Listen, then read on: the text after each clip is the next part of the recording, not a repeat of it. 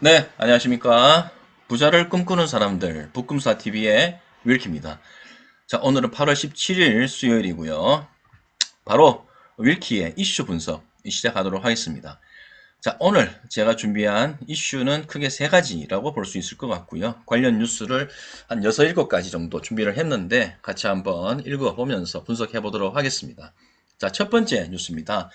자, 한국경제TV 8월 17일 오늘 오전에 나온 뉴스고요. 자, 국제유가 계속 떨어진다. 우크라이나 전쟁 전보다 낮아라는 제목입니다.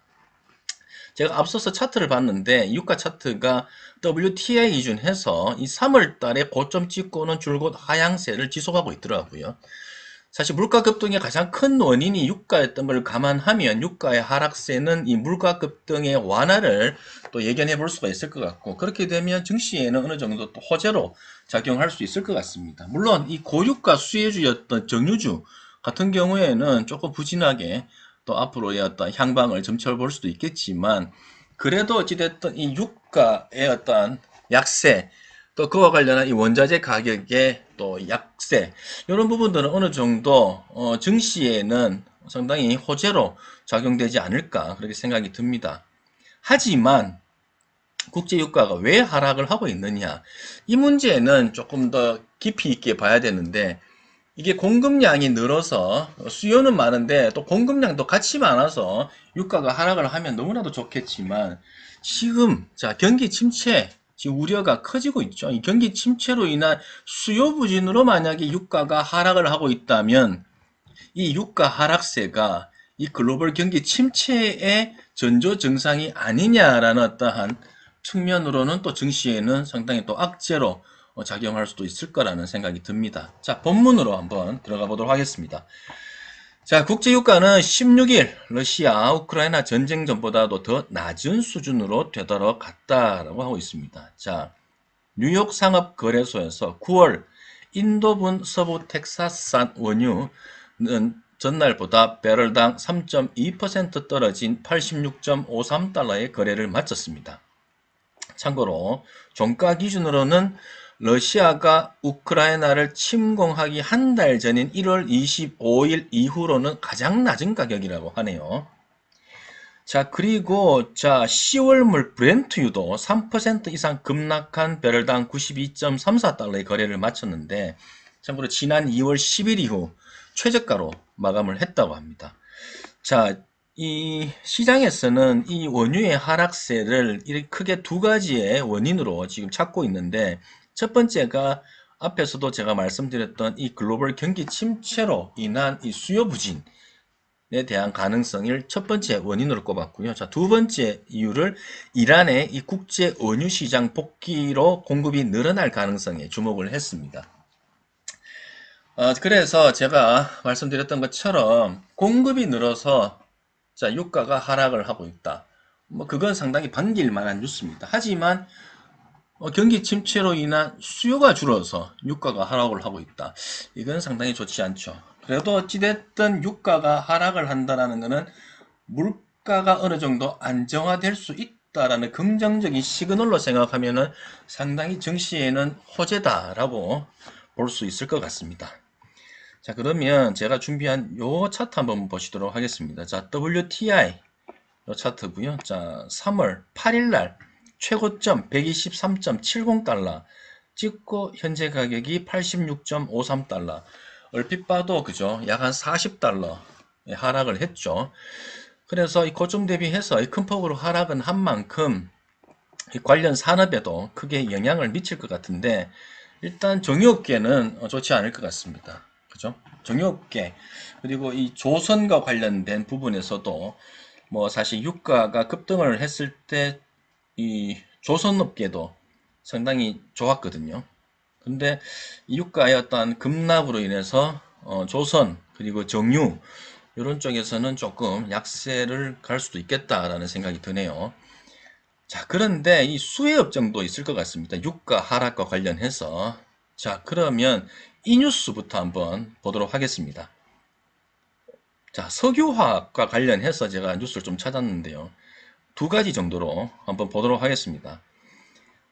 자, LG, 롯데, 그리고 하나, 금호, 이 네 개의 이 빅4 석유화학 그룹의 이 상반기 영업이익이 일제히 뒷걸음이라는 어떤 부정적인 뉴스입니다. 그죠? 자, 그럼 8월 16일 어제 나온 뉴스고요. 자, 석유화학 빅4 기업들이 상반기 영업이익이 일제히 감소한 것으로 나타났다. 하반기에는 수익성 희비가 엇갈린 전망인데요. 자, 금융감독원 이 전자공시 시스템에 따르면 자, LG화학 그리고 롯데케미칼 그리고 하나솔루션 그리고 금호 석유화학의 이 상반기 영업이익은 모두 감소했다. 특히나 롯데케미칼 같은 경우에는 감소폭이 95%에 달했는데 이렇게 영업이익이 좋지 않았던 이유를 다음과 같이 설명을 하고 있습니다. 자, 첫 번째가 이 원재료 가격의 상승, 그리고 코로나19에 대한 여파로 인한 수요 부진, 그죠? 그리고 인플레이션 압력, 그리고 이 중국의 에틸렌 과잉 공급 등의 악재가 영업이익 부진에 직격단이 됐다라고 이야기를 하고 있습니다. 자, 그리고 미국과 이 중국의 이 대규모 에틸렌 설비 증설에 따른 이 공급 과잉 우려도 앞으로의 악재다라고 지금 이야기를 하고 있는데, 자, 아래에 보시면 실적과 관련된 그래프입니다. 그죠?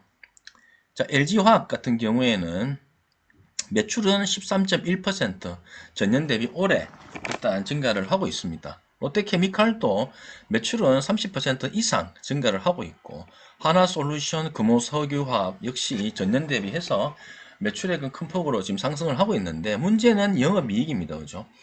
앞서서도 말씀드렸던 것처럼 롯데케미칼이 지금 영업이익 측면에서는 전년 대비해서 95%나 감소를 했습니다. 그죠? 지금 상반기에 보시면 612억밖에 되지 않잖아요. 그런데 반해서 하나솔루션 같은 경우에는 상당히 양호한 실적을 보여주고 있습니다.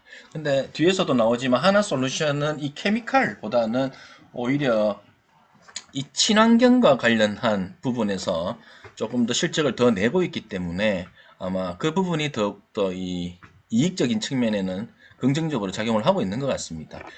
자, 계속 한번 읽어보도록 하겠습니다. 자, LG화학 관계자는 고유가와 이 글로벌 인플레이션 그리고 중국의 코로나 봉쇄 상황 등 어려운 경영 환경이 지속되고 있다라고 말했습니다. 자, 특히나 롯데케미칼 측은 뭐라고 했느냐 하면은 올해 상반기는 원료값이 상승을 하고 수요가 둔화되면서 업계 현황이 악화되고 수익도 떨어졌다라고 얘기를 하고 있습니다. 자, 참고로 석유화학 업종 같은 경우에는 이 나프타를 원료로 해서 그걸 뭐 어떻게 가공을 해서 이 제품을 뽑아내는 어떤 다운스트림 공정에 있는 이 생산 기업이라고 보시면 되거든요. 이 크게 원유를 가지고 뭐랄까 생산 제품을 만들어내는 과정에서 업스트림과 다운스트림 과정이라고 이렇게 어렵게 이야기를 할 수 있는데, 업스트림 과정에 있는 게 보통 이제 정제를 해서 이제 석유 제품을 만드는 정유업 있고, 그리고 거기에서 나오는 이 혼합물 가운데서 나프타라고 있는데, 나프타를 가지고 또 가공을 해서 뭔가 추출해서 만들어내는 제품, 거기에 이제 뭐 에틸렌이라든지 뭐 등등의 어떤 제품들이 나오는데, 그런 제품들을 만드는 기업을 이제 석유화학 기업이라고 합니다. 그러면 전반적으로 이 석유화학 기업에 있어서도 원료라고 쓰일 수 있는, 그죠? 가장 기초적인 이 원료는 뭘까요? 그러면 석유죠, 석유. 그죠? 석유 원유. 그죠? 그래서 제 생각에는 지금 상반기에는 영업이익이 크게 좋지 못했던 이유가 이 원재료 가격의 급등 그리고 수요 부진, 이렇게 두 가지 측면으로 본다면, 하반기에는 그래도 보시다시피 앞서서 보셨던 것처럼 지금 유가가 하락세에 있기 때문에 어느 정도 영업이익적인 측면에서는 상당히 개선세를 보일 수 있을 거다라는 게 제 생각입니다. 자, 계속 한번 보도록 하겠습니다. 자, 하나솔루션은 영업이익 감소폭이 상대적으로 적었다. 자, 사업 포트폴리오가 앞서서 말씀드렸죠. 이건 하나솔루션 같은 경우는 케미칼 사업 부문의 실적보다도 오히려 친환경과 관련된 이 신재생에너지 사업 부문이 실적을 더 잘 내고 있기 때문입니다. 자, 이렇게 이야기를 할 수가 있을 것 같고요. 그리고 자, 하반기 전망도 한번 이 그림으로 한번 보도록 하겠습니다. 자, LG화학, 롯데케미칼, 하나솔루션, 금호석유화학. 그죠? 매출액은 전년 대비해서 그래도 전반적으로 크게 증가할 예상이다. 자, 금호석유화학 같은 경우에는 소폭 감소하는 것으로 컨센을 잡고 있네요. 자, 영업 이익적인 측면에서도 LG화학은 그래도 전년 대비해서 그래도 큰 폭으로 증가할 것으로 하반기를 전망하고 있는데, 롯데케미칼 같은 경우에는 전년 대비 마이너스 52.8% 역성장할 것으로, 지금 영업이익적인 측면에서는 역성장할 것으로 지금 전망을 하고 있고요. 하나솔루션 같은 경우에는 그래도 큰 폭으로 성장할 것으로 예상을 하고 있네요. 그리고 금호석유화학 같은 경우에도 전년 동기 대비해서는 그래도 역성장할 것으로 예상을 하고 있습니다. 그런데 차트를 보시면 하나솔루션은 그래도 상당히 우상향하고 있는 그래프를 지금 보여주고 있고, 반면에 롯데케미칼 같은 경우에는 고점 대비 크게 하락을 했다가 지금 어느 정도 또 반등하는 모습을 지금 가져가고 있습니다. 금호석유화학 역시 같은 맥락으로 보시면 될 것 같고요. 그래서 제 생각에는 앞으로 이 석유화학 업종을 바라볼 때 수요 부진과 관련해서 악재가 아니라면, 그죠? 아니라면 유가와 관련한, 그죠? 원재료 가격과 관련한 부분에서 어느 정도는 완화될 조짐이 보이기 때문에 그 부분만 놓고 보면은 하반기는 어느 정도 수익성적인 측면에서는 플러스로 가져갈 수 있을 것이다. 긍정적인 방향으로 가져갈 수 있을 것이다. 그렇게 생각이 들고, 그래서 앞으로 석유화학 기업에 투자를 혹시라도 하시게 된다면 낙폭 과대에, 그리고 앞서서의 이 부진한 실적을 그대로 주가에 반영한 기업에 관심을 줘보시는 것도 나쁘지 않을 것 같다라는 생각이 듭니다. 관련 기업으로는 방금 보셨던 것처럼 롯데케미칼, 그리고 금호석유화학, 이런 기업들이 괜찮을 것 같고, 그리고 LG화학도 좋을 것 같습니다. 반면에 하나솔루션 같은 경우에는 이번에 또 그 IRA, 그죠? 인플레이션 감축 법안과 관련해서도 상당한 또 수혜가 예상이 되기 때문에 또 주가가 많이 올랐어요. 그래서 그래도 긍정적으로 조금 바라보시는 것도 나쁘지 않을 것 같습니다. 그래서 석유화학 기업을 지금부터 슬슬 관심 가져보는 것도 나쁘지 않다라는 생각이 듭니다. 뭐 뒤로는 크게 읽어봐 드리지는 않겠습니다. 아마 크게 중요한 내용은 없고요. 자, 금호석유화학이 2분기 실적을 발표를 했는데 8월 5일자에 앞서서도 말씀드렸던 것처럼 이 실적의 부진의 가장 큰 원인은 원재료 가격 그리고 수요 부진인데, 진짜인지 아닌지 이 기사를 통해서 한번 더 검증을 해보도록 하겠습니다. 자, 금호석유화학 2분기 영업이익이 3,540억 원, 작년 동기 대비 반토막 났다. 그죠? 코로나19 특수 누리던 합성고무 합성 수지가 수요가 둔화됐기 때문이다. 라고 이야기를 하면서, 자, 작년에는 창사 이래 최대 흑자를 냈었는데 올해 2분기는 코로나19 특수 효과가 사라지면서 영업이익이 반토막 났다. 참고로 올해 2분기 매출액이 2조 2천억 원 정도고요. 그리고 영업이익이 3,540억 원 정도를 기록을 했는데, 매출은 2% 증가를 했지만 영업이익이 반토막 났다. 그죠? 그래서 또 보시면 합성고무 사업이 좋지 못했고, 그리고 코로나19 특수를 누렸던 위생용 장갑 소재인 이 MB 라텍스가 위생장갑 판매량 감소로 실적이 저조했고, 그죠? 그리고 원재료 가격 상승으로 마진 스프레드가 축소가 됐고, 이러이러한 이유 때문에 실적이 좋지 못했는데, 수요 부진은 앞으로도 문제인데, 앞서서도 말씀드렸던 것처럼 이 원재료 가격 부분에 있어서는 하락세, 유가 하락과 관련해서 원재료 가격도 지금 같이 하락세를 지금 이어가고 있기 때문에 하반기에는 어느 정도 수익성 부분에서는 조금 만회하지 않겠나라는 생각이 들고, 문제는 수요 부진으로 인한 매출과 관련한 성장 부분들, 그죠? 지금 금호석유화학 같은 경우에는 지금 컨센도 하반기에 지금 전년 대비해서 역성장할 것을 지금 예측을 하고 있기 때문에 일단 투자하시는 때 조금은 신중하게 그 부분 체크하시면서 하시는 게 좋을 것 같다라는 생각이 들고, 하지만 뭐 납폭과대의 우량주라고 생각하시면은 또 모아가는 어떤 전략도 나쁘지 않다라는 생각이 드네요. 자, 그리고 제가 또 준비한 이슈 보도록 하겠습니다. 이건 이제 라면과 관련된 이슈고, 라면 이슈를 보면서 원자재 가격, 그죠? 지금 곡물 가격 관련해서 한번 보도록 하겠습니다. 자, 농심이 국내 실적에서는 적자를 기록한 이 어닝 쇼크를 기록을 했습니다. 자, 한국경제, 자, 8월 16일 어제 오후에 나온 뉴스고요. 잘 나가던 농심, 라면에 몰빵하더니 라는 어떤 제목이고요. 자, 24년 만에 쇼크라는 어떤 상당히 제목을 강렬하게 적었네요, 지금. 자, 식품업계에서 라면은 제조 원가 부담이 커지더라도 가격을 올리기 가장 어려운 품목 가운데 하나로 꼽힌다. 자, 식품주를 어떤 주식이라고 합니까? 자, 경기 민감주라고 합니까? 경기 방어주라고 합니까? 자, 식품주는 경기 방어주죠. 특히나 라면과 같은 경우에는 경기 방어주 중에서도 1번이라고 생각하시면 됩니다. 그죠? 자, 식품업계에서의 어떤 가격 상승이 상당히 어려운 품목 가운데 하나가 지금 라면이다. 왜? 서민 음식이기 때문에. 서민 음식이라는 어떤 상징성 때문에 가격 올리기가 상당히 부담스럽다. 그죠? 자, 그런데 농심과 오뚜기 등의 이 라면 업체들이 지난해 8월 각각 4년, 13년 만에 가격을 인상을 했습니다. 이후 올 들어선 이 글로벌 인플레이션 가속화로 수익성이 급격히 악화하는데도 추가 인상은 하지 못했었습니다. 급기야 농심은 지난 2분기 국내 법인이 24년 만에 영업 적자를 낸 2분기 성적표를 16일 공개를 했는데, 원재료로 쓰이는 이 곡물 가격, 유류비, 포장재 비용 등이 급등한 영향입니다. 자, 금융투자업계에서는 하반기에 이 가격에 대한 추가 인상이 없다면 뚜렷한 실적 개선은 어려울 것이라는 어떤 분석을 내놨습니다.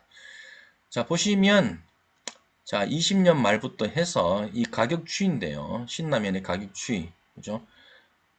작년에 한번 올리고는 그대로 지금 동결하고 있고, 반면에 실적 보십시오. 실적. 참고로 보시는 실적은 영업이익이거든요. 영업이익은 우하향하고 있습니다. 그죠?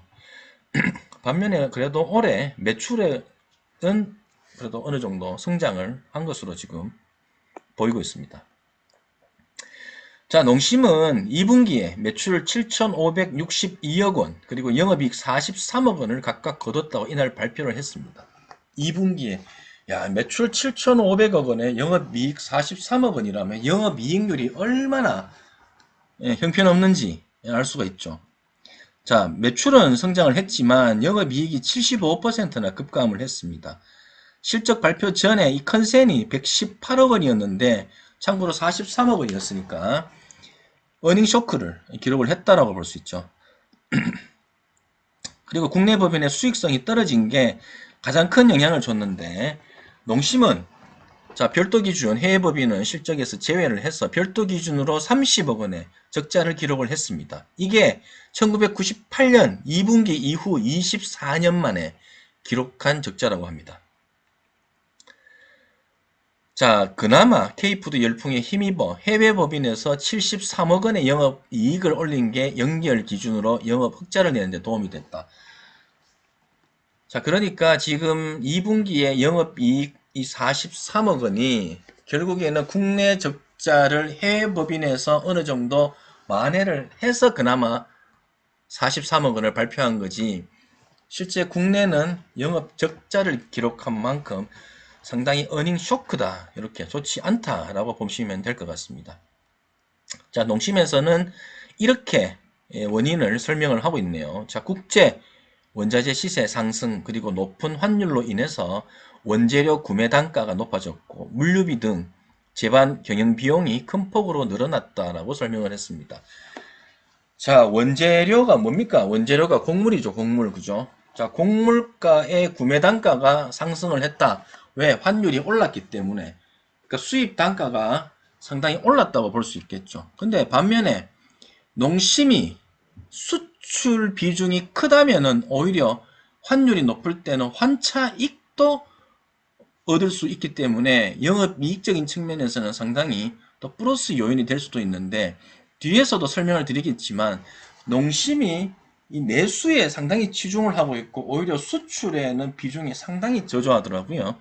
그래서 이번에 삼양식품도 같이 이렇게 라면을 하는 어떤 업종이지 않습니까? 근데 삼양식품은 실적이 상당히 좋게 나와서 뭐 주가 역시 뭐 지금 상당히 좋은 흐름으로 가져가고 있거든요. 참고로 또 제가 삼양식품을 예전에 방송을 했었죠. 제 방송 이후에 주가 흐름을 한번 보십시오. 상당히 좋은 흐름 가져가고 있습니다. 자, 편중된 사업 구조의 타격이라는 또 소제목이 있네요. 자, 농심의 문제점에 대해서 저 아래와 같이 이야기를 하고 있는 것 같습니다. 자, 매출의 78.9%를 라면류가 차지하는 이 몰빵형 사업 구조도 어닝 쇼크다. 어닝 쇼크의 원인이다. 자, 인도네시아의 팜유 수출 중단 조치, 그죠? 4월에 있었고, 인도의 밀 수출 중단 조치 5월에 있었는데, 이러한 이유 등으로 밀가루, 팜유 등 라면 원료 가격이 가파르게 상승한 게 경쟁사보다 더 큰 타격을 입혔다라는 것이다. 자, 진라면 외에 유지, 소스류 등의 비중이 높은 오뚜기는 상반기에 비라면 제품 가격을 기업 간 거래 B2B 시장에서 인상을 했습니다. 이 가격 인상을 통해서 어느 정도 원재료 가격 급등을 상쇄를 했네요. 그래서 수익성 확보를 어느 정도 상쇄를 했다라고 이야기를 하고 있죠. 그래서 오뚜기의 영업이익이 전년 동기보다 24.5% 증가를 했고, 불닭볶음면 하면은 삼양식품, 그죠? 이 삼양식품 같은 경우에는 수출 호조에 힘입어 자, 2분기 영업이익이 1년 전에 비해 1.9배, 1.9배 증가를 했습니다. 참고로 지금 농심이 지난 8월에 가격을 한번 올렸기 때문에 지금 다시 또 가격 올리기가 상당히 좀 부담스럽다.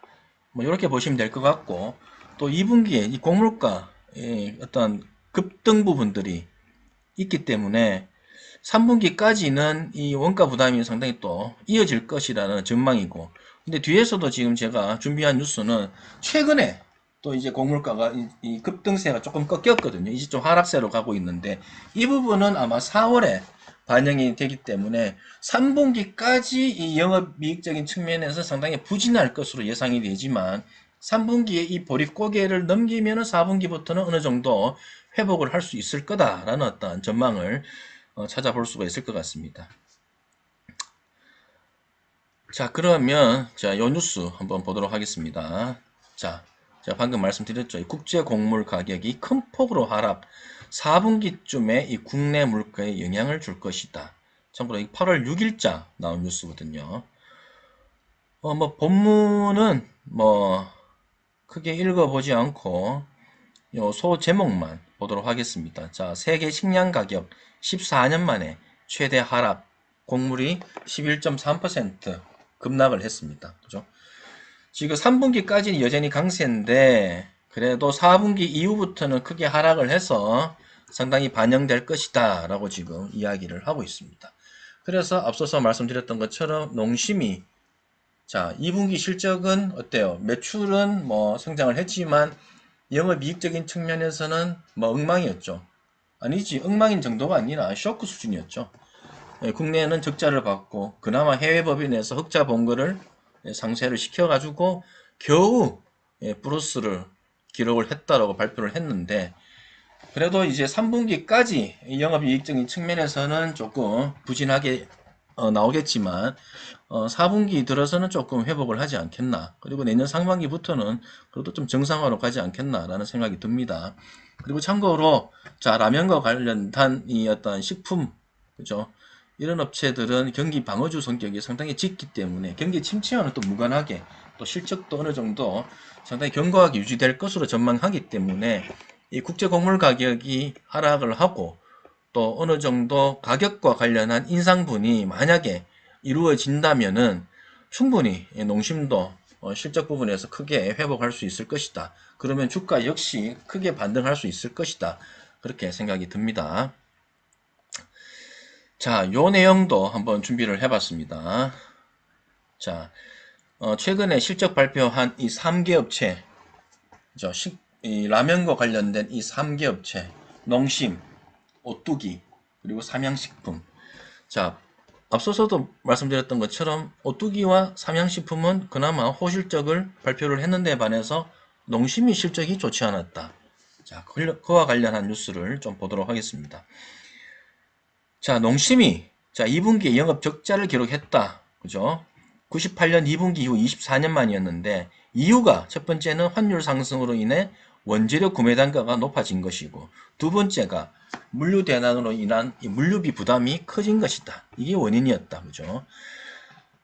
자, 그리고 매출은 그나마 성장을 했는데 어디서 성장을 했냐면은 이 국내와 해외 법인 둘 다 성장을 했습니다.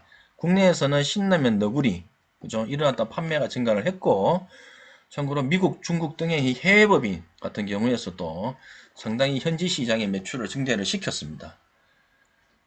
자, 문제는 뭐였냐면은 역시나 원부자재 가격이 상승을 했기 때문에 이 경영 비용이 증가하면서 이 수익성이 상당히 악화됐는데 자, 같은 내용을 자꾸 반복을 하고 있습니다, 제가. 자, 농심 관계자는 국제 원자재 시세 상승, 그리고 이 고환율로 인한 원재료 구매 단가 상승, 그죠? 그리고 물류 비용, 이런 어떤 등등의 제반 비용이 큰 폭으로 상승을 했기 때문에 매출이 크게 늘었음에도 불구하고 이 수익성이 좋지 않았다라고 이야기를 하고 있습니다. 지금 보시는 그림은 농심, 상향식품, 오뚜기와 관련한 실적을 이게 한눈에 이렇게 띄워주고 있는데요. 빨간색이 영업이익입니다. 그죠? 영업이익이 농심이 엉망이고 삼양식품이 상당히 견조한 실적을 이뤘고요. 오뚜기 같은 경우에도 상당히 견조한 실적을 발표를 했습니다.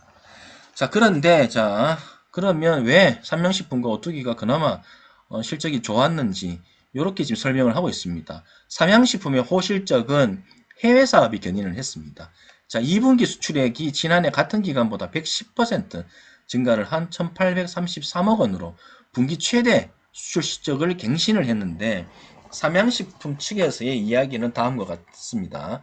수출 대상국을 기존 중국, 동남아 시장 중심에서 미주와 중동, 유럽 등으로 확대하고 하바네로 라임, 참 말도 어렵네요. 이 불닭볶음면 등 현지 맞춤형 제품 그리고 불닭 소스 등으로 대표 상품인 불닭 포트폴리오를 다변화한 것이 주요했다고 설명을 하고 있습니다. 이 제품인 모양입니다. 그죠? 자, 오뚜기 역시 2분기 영업이익이 477억 원으로 전년 동기 대비 31.8% 증가를 했는데 매출 역시 18% 증가를 했습니다. 자, 오뚜기 관계자는 어떻게 또 이야기를 했냐면은 유지류, 간편식 등 이 주요 제품의 매출이 전반적으로 증가를 했다라고 하면서 원가 절감을 위한 노력이 영업이익에 긍정적이었다라고 말을 했습니다. 자, 국내 이 라면 빅3, 그죠? 오뚜기, 농심, 이 삼양식품, 이 빅3의 실적이 엇갈린 데 대해서 자, 업계 관계자는 이렇게 진단을 했습니다. 자, 삼양식품은 수출 비중이 높아서 최근에 이 고환율, 그죠? 달러 가치는 높고 원화 가치가 낮은 이 원화 가치가 떨어진 데 대한 어떤 환율 효과를 상당히 봤다. 그죠? 근데 농심은 수출 비중이 10% 정도밖에 되지 않기 때문에 이 고환율 수혜를 전혀 보질 못했다. 이렇게 이야기를 하고 있고 자, 오뚜기 또 같은 경우에는 라면보다는 오히려 식자재 사업 비중이 큰 데다가 또 일부 제품 가격 인상도 있었기 때문에 영업이익적인 측면에서 어느 정도 이 가격 전가를 통한 수익성을 개선시켰다. 이렇게 진단을 했습니다. 자, 그러면 문제는 농심 같은 경우에는 문제는 크게 두 가지로 이야기를 할 수가 있죠. 라면에 치중을 하다 보니까 그냥 라면에 모든 걸 올인하다 보니까 가뜩이나 이 가격 인상을 하기에도 힘든 제품인데 또 지난 8월에 이미 또 한 차례 올렸기 때문에 그죠? 올해 이 원재료 가격의 이 폭등으로 인한 곡물가의 이 폭등으로 인한 이러한 어떤 부작용을 가격 인상을 통해서 상쇄를 시켜야 되는데 그걸 지금 못하고 있다. 그게 또 첫 번째 이유고 두 번째는 지금 환율이 크게 높은 수준인데 1300원 600 하니까 높은 수준인데 이 환율 수혜를 전혀 못 보고 있다. 왜? 수출 비중이 낮기 때문에 이렇게 지금 진단을 해볼 수가 있는데 그러면 이제 역으로 농심은 앞으로 수출 비중도 늘려야 되겠지만 하반기에는 뭐 부담은 스럽겠지만 가격 인상도 아마 조금 있어야 되지 않겠나. 제품 가격 인상 이야기하는 겁니다. 있어야 되지 않겠나. 그래야지 어느 정도 수익성 회복에 상당히 뭐 긍정적인 영향을 줄 수 있을 거다라는 어떤 생각이 듭니다. 뭐 하지만 제가 앞서서도 말씀드렸던 것처럼 지금 곡물가가 큰 폭으로 지금 하락을 하고 있기 때문에 뭐 3분기까지가 보릿고개지 4분기부터는 상당히 또 긍정적으로 볼 수도 있을 것 같습니다. 근데 뭐 그건 농심뿐만이 아니라 뭐 삼양식품, 뭐 오뚜기, 뭐 모든 어떤 이 식품업체 대부분이 이 원재료 가격의 하락세로 인한 수혜는 아마 입을 수 있을 것이다 라고 생각이 들고요.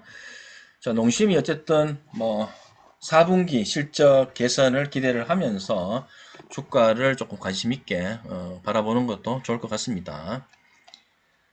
자, 마지막으로 준비한 뉴스입니다. 자, 어제도 제가 인플레 감축법과 관련한 뉴스를 가져오면서 뭐 인플레 감축법과 관련한 수혜 종목이라고 뭐 배터리, 전기차 업종을 지금 첫 번째로 꼽기는 하고 있는데 이 중국산 원료라든지 중국산과 관련된 이 부자재를 쓰면 안 된다라는 어떤 요건이 있기 때문에 국내의 어떤 전기차 기업, 그죠? 그리고 배터리 기업은 수혜를 받지 못할 수도 있다라는 어떤 부정적 이야기도 어제 꺼냈었습니다.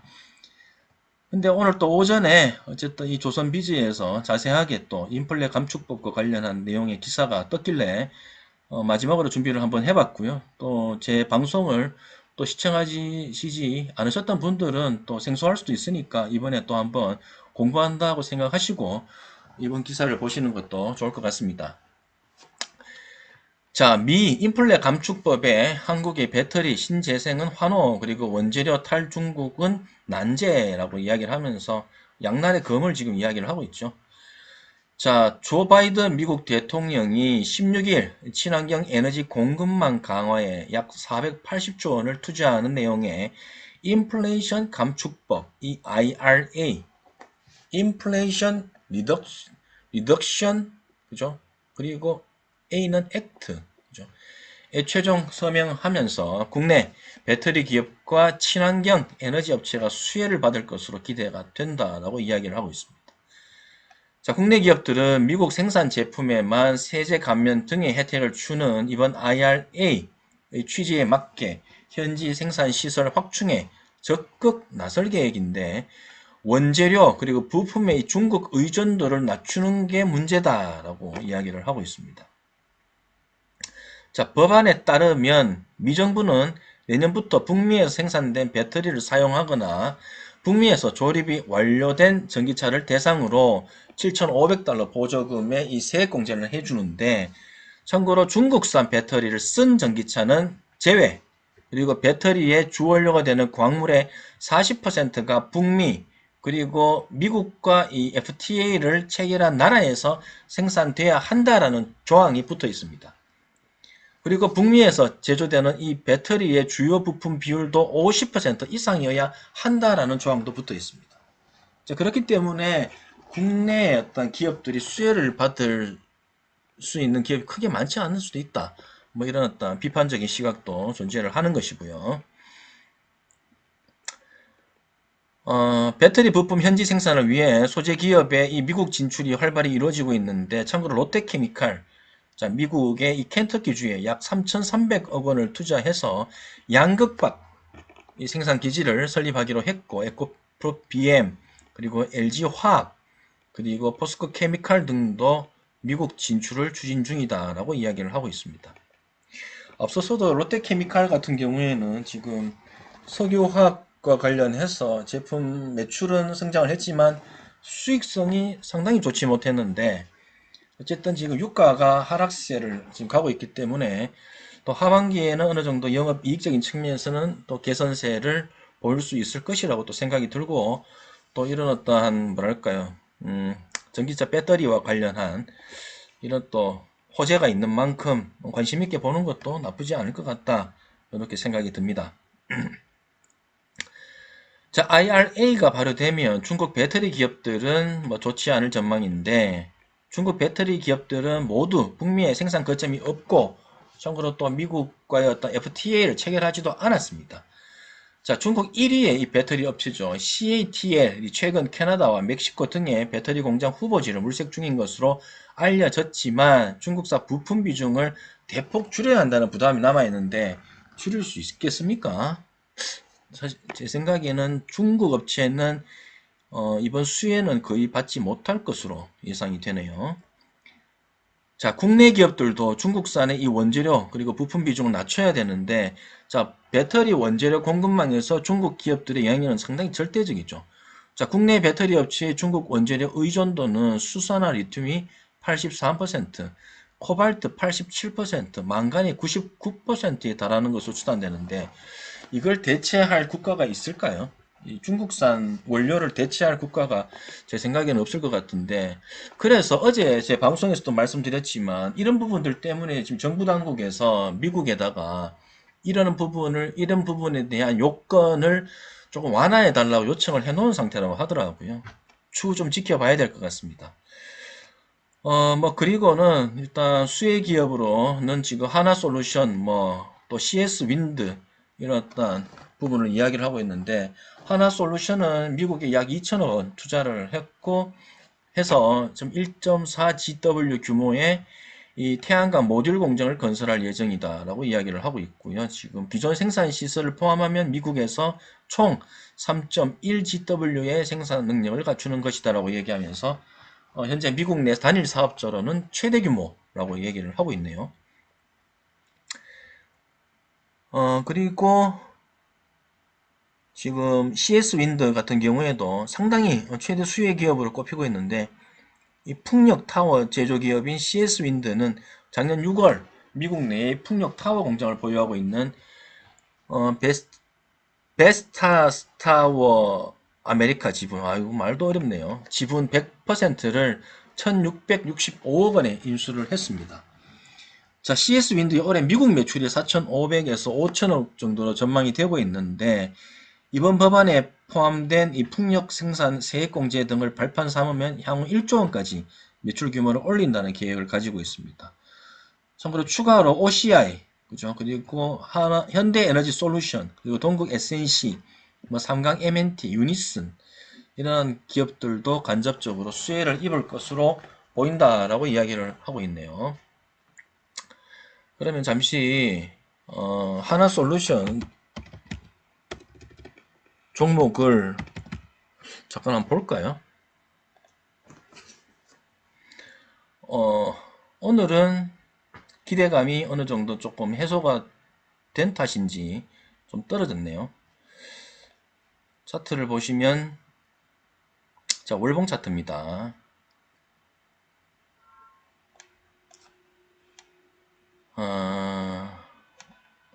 그죠?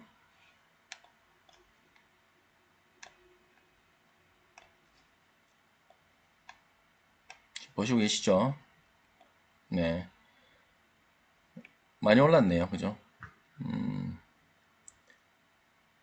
이렇게 보시면 22년 4월 저점이 29,000원대였던 걸 감안하면 지금 약 3개월 반여 만에 지금 46,000원까지 급등을 했다라고 볼 수가 있고요.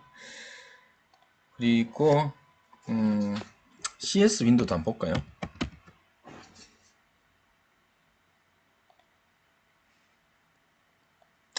CS 윈드 역시 오늘 소폭 하락을 했습니다. 참고로 52주 최저가 45,500원이었던 걸 감안하면 그래도 또 상당히 올라와 있는 주가다라고 볼 수가 있는데 실적을 보니까 그래도 실적이 상당히 견고하네요. 매출액이 19년부터 해서 22년까지 계속 성장을 하고 있고 영업이익은 지금 컨센이긴 하지만 뭐 일단 올해 작년보다는 역성장할 것으로 지금 예측을 하고 있는데 그래도 이 IRA가 통과가 되면서 그래도 상당히 수혜를 입을 걸 감안하면은 뭐 어느 정도 주가의 어떤 정당성을 부여할 수 있을 것 같습니다. 그래도 자 차트 한번 볼까요?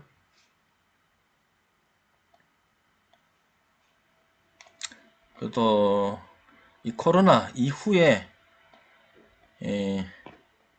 고점을 감안하면 마이너스 40% 떨어진 주가를 지금 기록을 하고 있지만 그래도 옛날 감안하면 참 많이 오르긴 했네요. 그죠?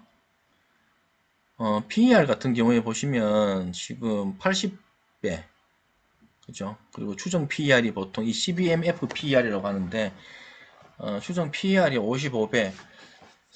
솔직히 CS 윈드 같은 경우에는 가치주가 아니라 성장주에 가깝죠.